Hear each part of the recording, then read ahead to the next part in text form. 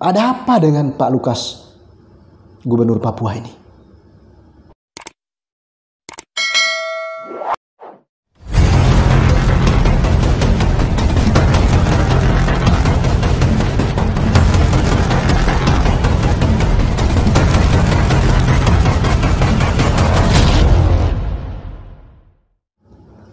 Halo sahabat-sahabatku sebangsa dan setanah, jumpa lagi dengan program kesayangan kita, Otak Bleang. Ya, ya, kali ini Otak Bleang membahas khusus terkait dengan penolakan Gubernur Papua, Pak Lukas, terhadap pemberian label kelompok kriminal bersenjata KKB di Papua menjadi teroris oleh pemerintah. Jadi pemerintah Indonesia telah mengubah label, ya, penyebutan nama kelompok kriminal bersenjata KKB di Papua itu menjadi kelompok teroris. Dan ini penerapan berdasarkan Undang-Undang tahun 2018. Tapi setelah pemerintah mengumumkan pengubahan label dari KKB menjadi teroris oleh pemerintah, justru Gubernur Papua ini, Pak Lukas, menolak. Bahkan tak main-main, beliau menyampaikan 7 poin pernyataan yang intinya meminta pemerintah pusat untuk mempertimbangkan kembali penyebutan teroris terhadap kelompok KKB. Itu poin yang ke-6 itu yang menjadi pertanyaan penting bagi Otak Bleang. Karena poin yang ke-6 itu, pihak pemerintah Papua menyarankan kepada pemerintah Indonesia untuk melakukan komunikasi dengan Dewan Keamanan PBB terkait dengan pemberian label teroris terhadap kelompok kriminal bersenjata di Papua yang kita ketahui bersama begitu banyak meresahkan masyarakat. Apa hubungan antara pemerintah Indonesia memberikan label terhadap kelompok tertentu yang notabene telah mengancam keutuhan negara kesatuan Republik Indonesia, mengganggu keamanan, mengganggu ketertiban, kenyamanan masyarakat, lalu harus berkomunikasi dengan PBB? Otak Bleang nggak tahu apa dasar pemikiran dari Gubernur Papua Pak Lukas ini sampai harus meminta pemerintah Indonesia harus berkomunikasi dengan pihak PBB. Padahal sudah jelas Papua itu bagian dari negara kesatuan Republik Indonesia, dan itu sudah terjadi sejak tahun 1969, sudah sah. Jadi kalau pemerintah Indonesia menganggap atau menilai bahwa KKB itu merupakan kelompok teroris yang mengganggu keamanan, melakukan serangan teror terhadap masyarakat, terhadap keamanan negara, ya layak mereka disebut sebagai teroris. Tidak perlu kita persoalkan, perdebatkan, apalagi misalnya harus meminta persetujuan PBB atau melakukan komunikasi dengan PBB. Nggak nyambung menurut saya. Ada apa dengan Pak Lukas, Gubernur Papua ini? Semestinya Pak Lukas selaku gubernur ini, beliau menaati apa yang menjadi keputusan pemerintah pusat. Karena apa? Karena beliau adalah perpanjangan tangan presiden, perpanjangan tangan pemerintah pusat di daerah. Kenapa harus sampai melakukan penolakan-penolakan seperti itu?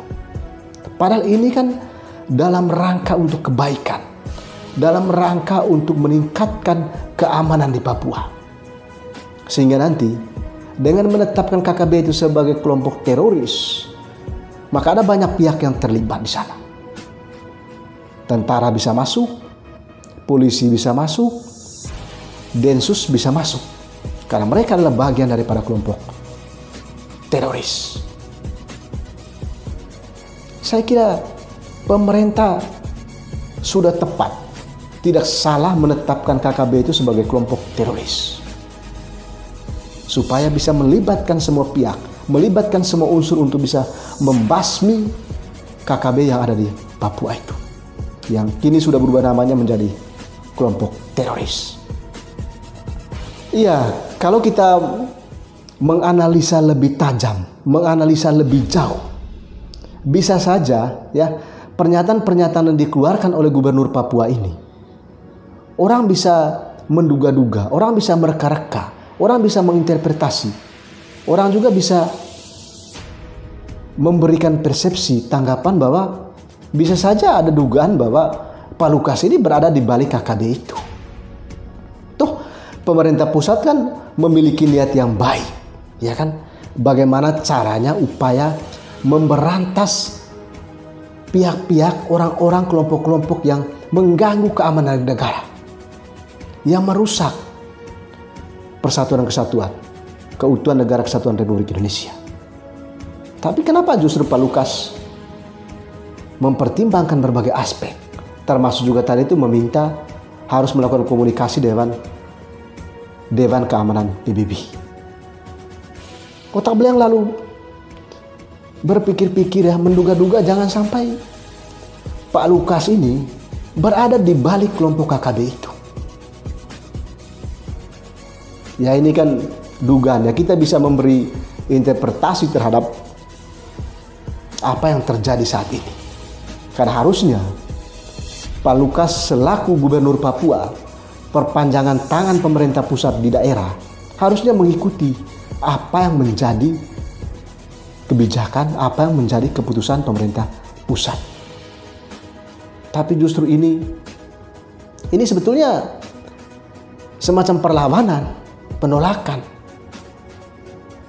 Seolah-olah bahwa KKB itu adalah bagian daripada perjuangan kemerdekaan Papua. Padahal kan itu nggak ada. Sudah jelas-jelas bahwa Papua itu bagian daripada NKRI. Dan itu sudah diakui oleh PBB. Sehingga tidak ada hubungan sama sekali bahwa ketika pemerintah menetapkan KKB itu sebagai kelompok teroris, lalu harus ke Dewan Keamanan PBB untuk melakukan komunikasi, meminta persetujuan. Ini nggak nyambung. Justru orang mempertanyakan pandangan dan pernyataan Pak Lukas ini. Jangan-jangan ya ada dugaan berada di balik KKB itu. Ya ini namanya analisa ya. Karena apa yang terjadi saat ini justru membuat masyarakat menjadi bingung. Pemerintah pusat mengatakan lain, gubernur di daerah yang merupakan perpanjangan tangan pemerintah pusat mengatakan lain. Ya kita berharap Pak Lukas ya tidak benar-benar berada di balik kelompok KKB itu, atau yang kini sudah berubah namanya menjadi kelompok teroris. Karena otak beliau yakin pemerintah pusat menginginkan yang terbaik agar keamanan di Papua itu bisa terjamin. Jangan sampai terjadi keributan-keributan, jangan sampai mengganggu ketertiban umum, apalagi misalnya mengganggu kehidupan masyarakat biasa. Ini yang ingin Otak sampaikan. Kita berharap bahwa dengan ditetapkannya KKB itu sebagai kelompok teroris, pemerintah pusat bersama pemerintah provinsi dan kabupaten di Papua itu untuk harus bersama-sama memberantas kelompok teroris ini. Karena ini sudah sangat meresahkan sama sekali. Ini yang ingin Otak sampaikan kepada sahabat-sahabatku sebangsa dan setanah air. Mari kita mendoakan bersama-sama ya, semoga Papua itu aman. Jauhkanlah dari kelompok-kelompok yang mengganggu keamanan dan ketertiban umum. Sampai jumpa di program Otak kali berikutnya. Jangan lupa salam kebangsaan ya, salam Pancasila, Salam Bhinneka Tunggal Ika dan salam otak belayang ya.